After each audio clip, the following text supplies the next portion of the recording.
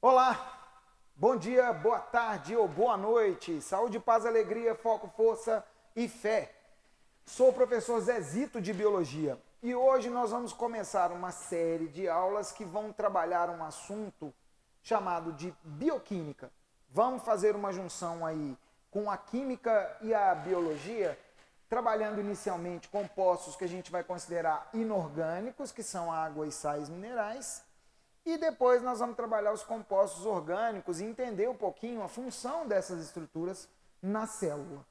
Quando nós começamos a trabalhar e falamos um pouquinho da água, é necessário que nós consigamos entender que essa água é o componente mais abundante do nosso corpo, é essencial para uma série de estruturas funcionarem de uma forma organizada, que tem umas propriedades que são características dessa água, que seria tensão superficial, a possibilidade que ela tem de ligação química entre elas, permite, por exemplo, a gente pensar num mosquitinho pousando numa água e caminhando por ela.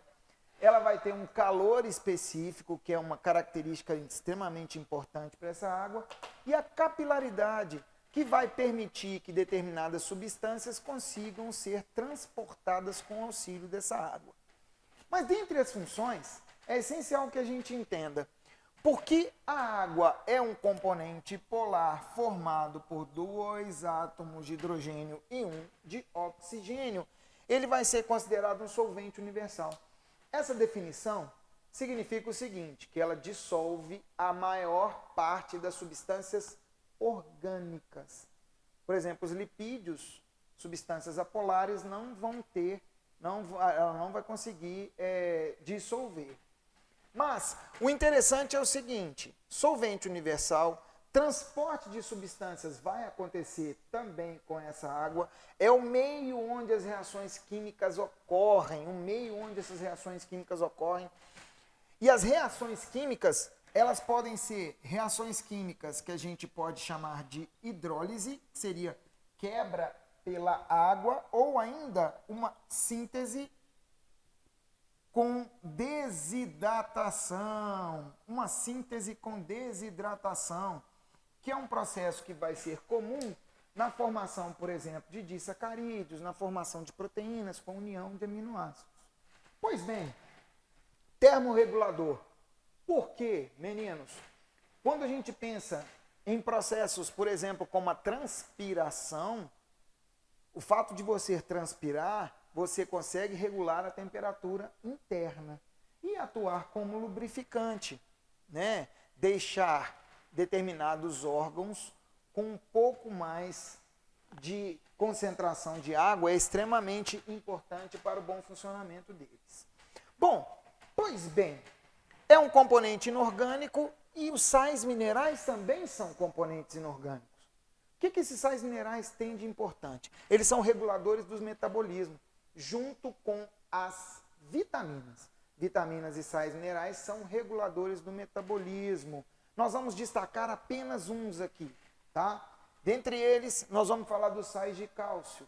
Sais de cálcio responsáveis pela rigidez dos ossos, que é o que a maioria das pessoas se lembra, mas também é responsável pela coagulação sanguínea e a contração muscular. Os sais de ferro são componentes da hemoglobina. O que a hemoglobina é? É uma proteína que transporta oxigênio e gás carbônico. Então, ela vai contribuir de uma forma bacana para a formação das hemácias. Inclusive, a carência desse ferro pode levar a uma anemia, que é chamada de anemia ferropriva. Lembrando, anemia não é uma doença tirando a anemia falciforme. Anemia é um sinal, anemia é um sintoma, tá? Os sais de iodo controlam a glândula tireoide.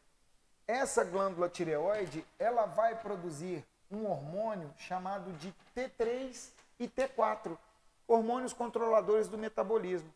Só para vocês terem uma ideia, a triiodotironina, ou triiodotironina, é o nome do hormônio T3.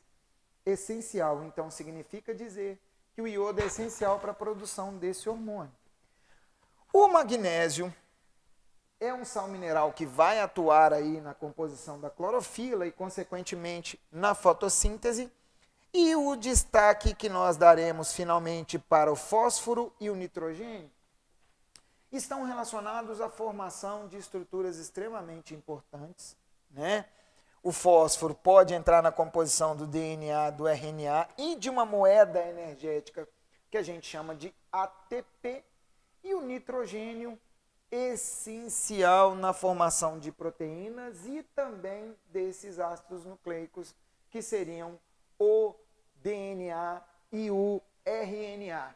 Nas nossas próximas aulas começaremos a falar de compostos orgânicos, aqueles que têm o elemento carbono como elemento principal.